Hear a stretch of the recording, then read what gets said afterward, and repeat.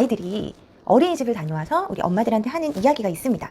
엄마, 선생님이 나 때렸어. 떼찌했어. 부모님 입장에서는 말만 들어도 심장이 철렁해지는 이야기죠. 요즘처럼 아동학대들이 빈번한 뉴스로 등장하는 시대에 부모님들의 마음을 가장 철렁하게 합니다. 초등학교 저학년들 경우에는 뭐 선생님이 나만 째려봐, 뭐 친구들이 나를 괴롭혀, 나를 맨날 때려, 뭐 이런 식의 이야기들도 나올 수가 있어요. 오늘은 아이들이 하는 말을 어디까지 믿어야 되는가에 대한 이야기를 하려고 합니다.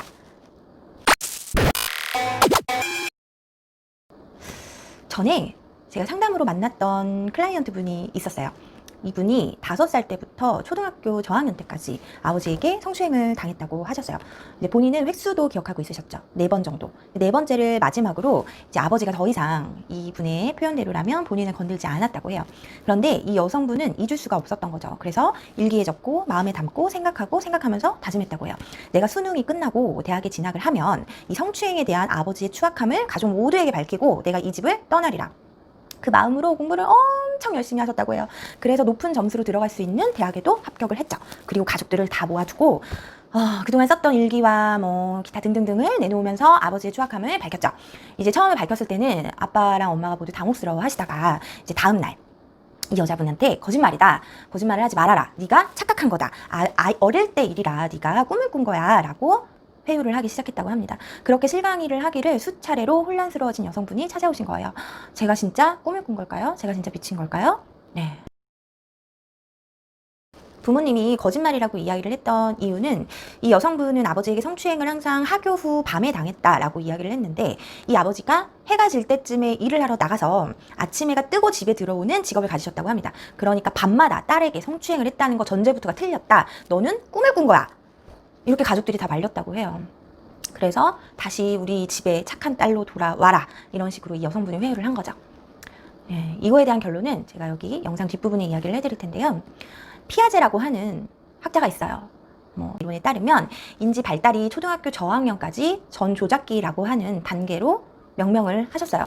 이 전조작기라고 하는 말은 말 그대로 인지적인 조작을 본인이 능숙하게 하기보다는 아직 미숙하다는 의미에서 조작전, 그래서 전조작기입니다.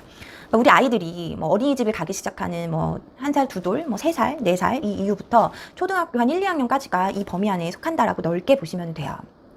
우리 어린 아이들이 이때 대상에 대한 생각을 떠올리고 심상을 상상할 수 있을 만큼 훌쩍 정말 엄청난 속도로 성장을 하죠. 그런데 대상에 대한 개념에 대해서 정확하게 이해하기 어려운 시기이기도 합니다. 그러니까 많은 부모님들이 말을 하고 얘가 태어났을 때보다 많이 똑똑해졌으니까 얘가 전부 다 알아들을 거라고 생각을 하고 이때 아이들한테 정말 막 어렵고 이해해야 되고 막 이렇게 막 풀이해야 되는 엄청난 막 가족사 막 이런 것도 막 얘기하는 집도 있어요. 근데 이거는 안 된다는 거. 아이들이 이 직관적인 사고방식이라 눈에 보이는 것만 인식을 하는 거예요.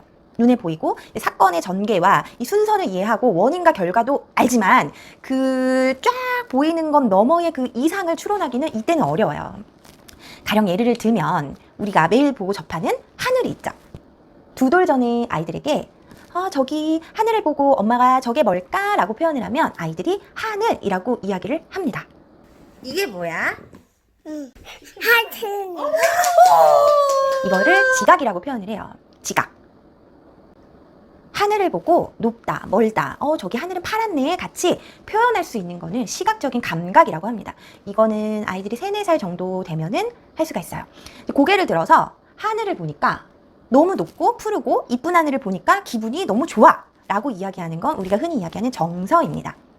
그런데 고개를 들어서 하늘을 보는 거는 운동 감각이잖아요.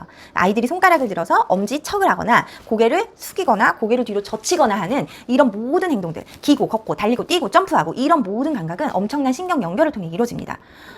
이렇게 모든 거를 연결하는 인지가 이때 등장을 하는 거죠. 엄마가 하늘과 달과 별을 막 보여주고 아이와 함께 밤하늘을 매일 봤어요. 근데 애가 엄마랑 같이 바라본 하늘이라 나는 하늘을 볼 때마다 좋아. 저 하늘은 아주 높고 파랗고 예뻐. 라고 아이가 표현을 했다고 봐요. 지각, 운동감각, 시각적 감각, 정서 모두 다 하나를 실로 꿰매갖고 연결하는 것처럼 아이들이 자연스럽게 나오는 게 인지입니다. 이게 우리가 흔히 말하는 인지예요. 인지는 이 모든 거를 하나로 엮어주는 능력입니다. 쉽게 말하면. 근데 이렇게까지 인지가 발달을 하려면 초등학교 3, 4학년은 지나야 돼요. 빨리 발달하는 아이들도 있어요. 근데 누누이 말하지만 발달 속도는 지능은 아니라는 거.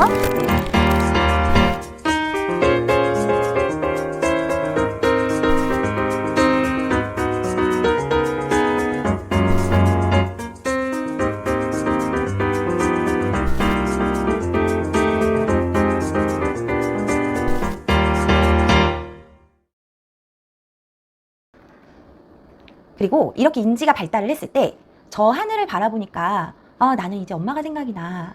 그리고 하늘을 바라보고 엄마가 생각이 나니까 노래 가사도 떠오르고 뭐 시도 떠오르고 시적인 은유적인 표현도 이때부터 가능해지는 거죠. 이런 은유와 상징으로 표현되는 것들은 인지가 발달하고 난 다음에 따라오는 것들이에요.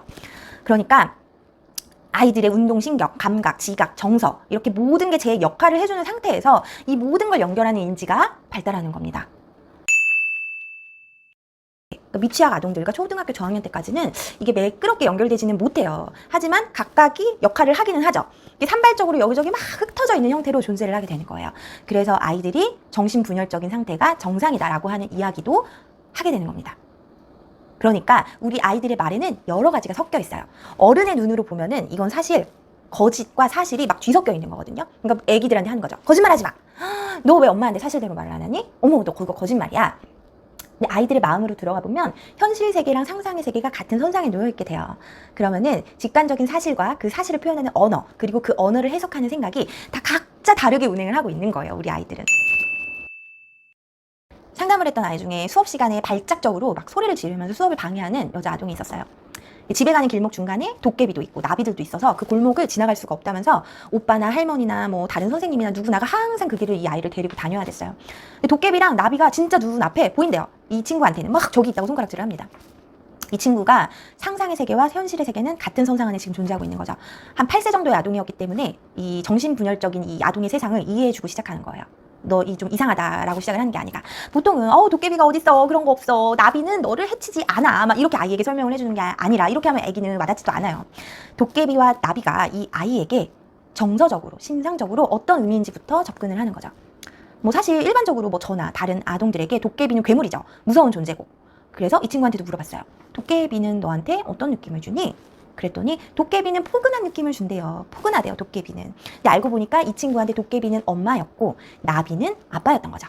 아빠가 굉장히 말랐고 가볍고 다정했대요. 그래서 이 친구에게 나비는 아빠였던 거죠.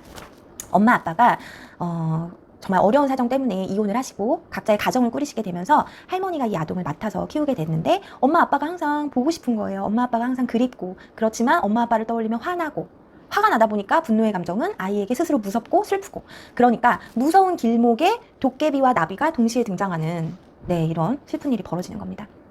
이렇게 넘실거리듯이 몰려오는 이상한 감정에 압사돼서 눈을 감고 비명을 막 지르는 거죠. 수업 시간에도 길을 가다가도 갑자기 이렇게 넘실넘실 아이의 감정이 몰려오는 거예요. 자, 우리는 아이들의 표현, 그 이면도 한번 확인을 해줄 필요가 있습니다. 단순히 우리 아이가 거짓말을 하고 상상의 세계를 진짜인 것처럼 말하는 이런 어른의 시각으로 봤을 때 허언의 세상 속에서도 나름대로 아이들은 타당한 이유로 존재하는 세상이 또 존재하거든요. 이제 갓 말을 하기 시작한 어린아이에게 오늘 아침 맛있게 먹었어? 라고 물어보면 이 아이는 응, 누룽지 먹었어, 막 이런 식으로 이야기를 해요. 그러면 이 아이의 옆에 있는 엄마가 쓱 다가와서 이야기해 주는 거죠. 오늘 누룽지 안 먹었어요. 이 아이가 거짓말을 한 걸까요? 오늘 아침 뭐 먹었어? 라고 했을 때 본인 머릿속에 떠오른 그 누룽지라는 거를 사실로 인지하고 그냥 이야기를 한 거예요. 거짓말한 거는 아닙니다. 어른의 시각에서 봤을 땐 거짓말을 한 거지만 이 아이의 입장에서는 뭐 굳이 거짓말은 아닌 거죠. 상상의 세계와 현실의 세계가 같은 선상 안에 있으니까 그 얘기를 그냥 한 거예요. 그리고 조금 자라서 어린이집을 가게 되면 친구들이 지나가다 툭툭 칩니다. 그러면 치고 지나간 친구는 대수롭지 않게 지나가요. 뭐 사과도 안 하죠, 애들이. 그런데 우리 얘는 누군가 내 몸을 치고 갔어? 나를 때렸네? 라고 집에 가서 엄마한테 말합니다. 엄마, 철수가 나 팍 때렸어. 그럼 엄마가 말해요. 놀래서. 어떻게 때렸어? 언제 때렸어? 왜 때렸어? 걔가 왜? 이제 엄마가 막 질문을 하면 아이들은 생각합니다. 걔가 나를 어떻게 때렸지? 걔가 나를 왜 때렸지? 아이가 곰곰이 생각을 해요. 그리고 본인의 생각에서 최대한 말할 수 있는 거를 엄마한테 얘기해 줍니다. 그러면 엄마는 얘가 맞아서 맞구나. 왜? 또 다른 친구가 또 때린 적이 있어? 라고 물어보죠. 그럼 아이는 생각해요. 선생님도 지난번에 내 어깨를 툭 치고 지나간 적이 있었지? 선생님도 나를 때렸어! 라고 아이들이 표현을 합니다. 이제부터 엄마 막 걱정돼서 뒤집어지는 거죠. 우리 애가 거짓말하는 애가 아닌데, 우리 애가 참 착한데, 우리 애는 진짜만 말하는데, 이거 내일 날 밝을 때까지 막 초조해지는 거예요. 선생님한테 얘기를 해야 되는데 껄끄러워질 것 같고, CCTV 보여달라 하기에는 이거 너무 내가 진상 같고, 어린이집으로 옮겨야 하나 하는 온갖 고민을 다 하다가 아침에 아이 손을 잡고 우리 애가 맞았다고 하는데, 철수한테도 맞았다고, 종구한테도 맞았다고, 선생님한테도 맞았다고 하는데 죄송하지만 CCTV 확인을 내가 좀 해봐야겠다라고 이야기를 하죠. 진짜 우리 엄마들은 고민을 너무 많이 하고 가서 한 거예요. 근데 확인을 했는데 별일이 아닌 경우가 많아요. 이제 아이를 불러다가 물어보는 거죠. 그러면 이제 애가 너무 해맑고 아무렇지 않게 말해요. 응, 때렸어. 어깨 이렇게 툭툭 치고 지나갔어. 선생님도 지난번에 나 너무 잘했다고 어깨 툭툭 쳐줬어. 엄마 이제 벙치는 거죠. 이게 뭐 그러면 엄마 사과하고 진상된 것 같고 이제 집에 돌아와서 어우 저거 이렇게 합니다. 그래도 맞지 않아서 다행이다라고 우리 부모님들은 생각하시게 되죠. 다행이에요. 별일이 아니어서. 그렇죠. 다행인 겁니다. 자, 이렇게요. 우리 아이들은 일부러 거짓말하지는 않아요. 아이들은 사실이라고 생각하니까 그렇게 말하는 경우가 많습니다. 아이들은 거짓말을 하고 있어도 그 순간 처음에는 자기가 거짓말을 하고 있다고 인지를 하다가도 생각보다 이게 진짜라고 믿고 그렇게 이야기하는 경우가 많아요. 처음에 이야기했던 이 클라이언트 분은 아버지한테 성추행을 당한 게 맞았습니다. 이제 아이들은 감각적인 거에 대한 본인의 정서와 심상을 진짜라고 믿기 때문에 성추행을 당했던 시간은 실제적으로 낮이 맞았어요. 그런데 이 여성분은 어둡고 이 아이는 캄캄하고 숨막히고 칼에 찔리는 것 같은 느낌에 아 빨리 끝났으면 좋겠다 이 생각으로 그냥 잠들어 버리는 거죠. 그리고 이 아이에게는 그 시간이 밤이었던 거예요. 너무 슬픈 이야기죠. 웃을 수가 없는 이야기예요. 자, 이 아이에게는 이 밤의 감각이 밤이라는 시간이었던 거예요. 근데 어른들이 봤을 땐 밤에는 물리적으로 이런 게 이루어질 수가 없는데 너 성추행 당한 거 거짓말이야. 너 이거 가짜야 라고 들어가게 되는 거죠.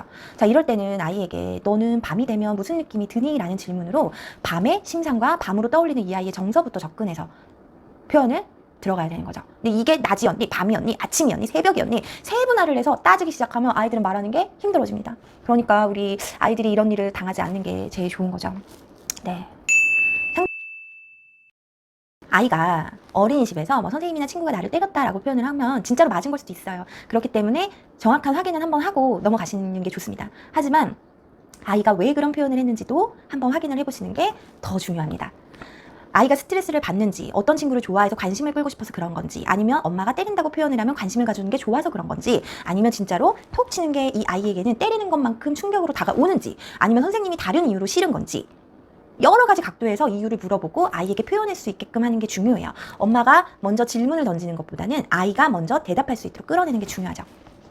아이랑 잘 풀어내서 끄집어내는 부모님들 많이 있습니다. 정말 잘하시고 잘하고 계시는 우리 부모님들이 더 많으세요. 그런데 그게 안 돼서 혹시 아이 손을 잡고 상담을 받으러 가시는 부모님들도 있죠. 하지만 집에서도 충분히 아이의 마음을 헤아려 주실 수 있다면 부모님도 해주실 수 있어요. 우리 아이들이 아직 발달이 다 되지 않아서 벌어지는 여러 가지 해프닝들이라고 생각을 해주시고요. 혹시라도 이렇게 밥 먹듯이 거짓말을 하거나 우리 어른들의 시각으로 봤을 때 우리 아이가 좀 잘못된 길을 가고 있는 게 아닐까라고 고민이 든다면 이 거짓말하는 이 행위 자체에 집중을 해주시기보다는 우리 아이가 이렇게 생각을 할 수밖에 없었던 이유에 대해서 한번 되돌아보시면 조금 더 빨리 우리 아이들을 치료하고 우리 아이들을 어른들의 시각에서 정상으로 돌려놓기가 좋습니다.